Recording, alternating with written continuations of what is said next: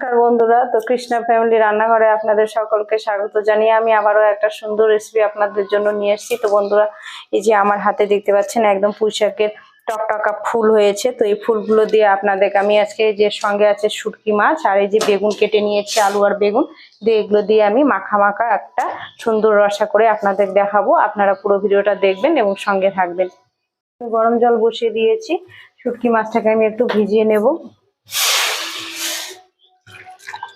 আমি এই যে দিয়ে দিলাম।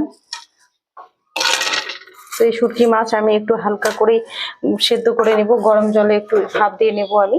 তারপরে এগুলো আমি একটু হালকা করে ভেজে নিয়ে নামিয়ে নেব। তো আমি এই যে কড়াতে আমি সর্ষের তেল দিয়ে দিলাম। তো একটু তেলটা গরম হতেই আমি এই যে ফোড়ন দেব। ফোড়নগুলো আমি দিয়ে দেবো।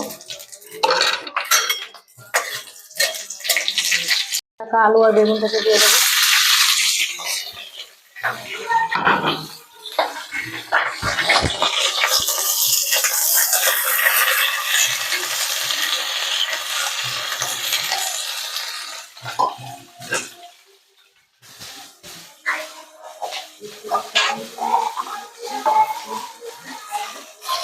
আমি হালকা করে এখন একটু নুন দিয়ে দেবো।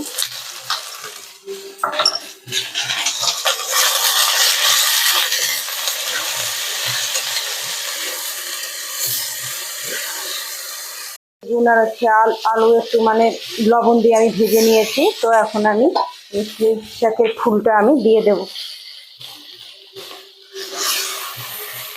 এটা একদম পুরনো রান্না, আমার বাড়ির আমার ঠাকুমা রান্না করতো এভাবে। তো খেতে ভীষণ ভালো হতো।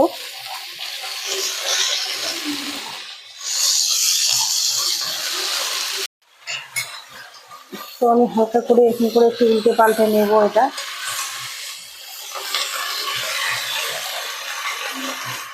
হালকা করে একটু লবণ দিয়েছিলাম একটু আগে, তো এখন আমি অল্প করে আর একটু পরিমাণ দিয়ে দেবো।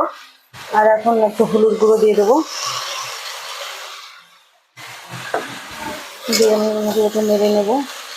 তো আজকে আমি কাঁচা লঙ্কা দিয়ে ফোড়ন দিয়ে করবো। আর এখন আমি এইদিকে এটা একটু গরম হতে থাকে, একটু কষা এরকম করে নাড়তে থাকবো। আর এদিকে আমি আদা আর জিরেটাকে একটু পাখায় বেটে নেবো। দিয়ে দেবো লঙ্কা গুঁড়ো দিয়ে দেবো।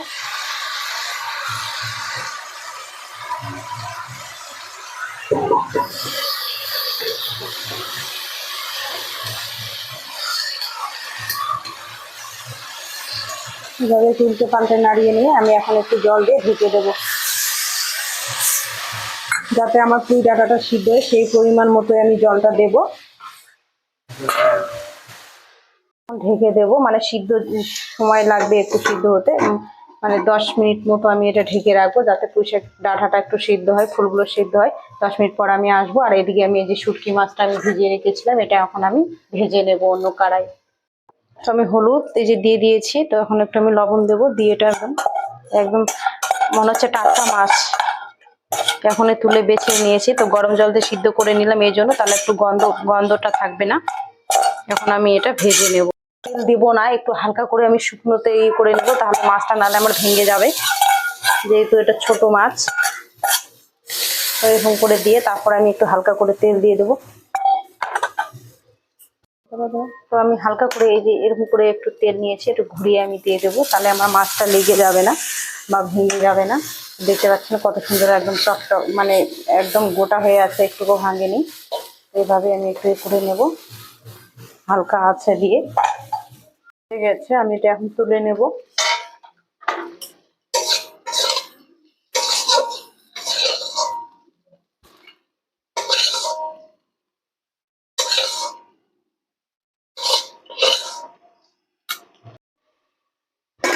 তো আমি এই যে ঢাকনা তুলে নিয়েছি। তো একদম আমার জলে যে শুকিয়ে গেছে। তো এটা আমি এখন করে হালকা করে এখন নাড়বো, আর ওটা আমি কষাবো একটু করে।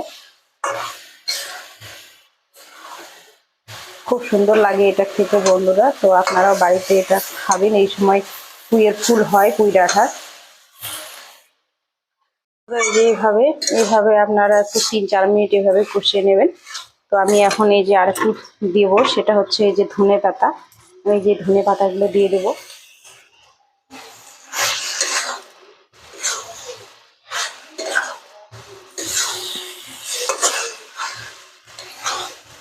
তো আমি এখন এখানে ভেজে রাখা মাছটা আমি দিয়ে দেব। তো আমি হচ্ছে মাছটা দিয়ে দেব।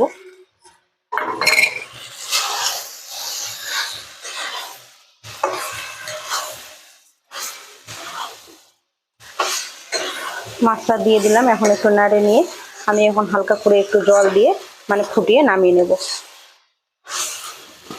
একটু জল দিয়ে এটা ফুটিয়ে আমি নামিয়ে নেব।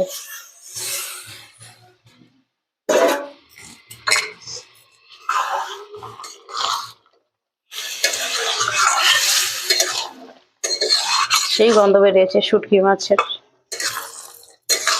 এভাবে নামিয়ে নেব আমি।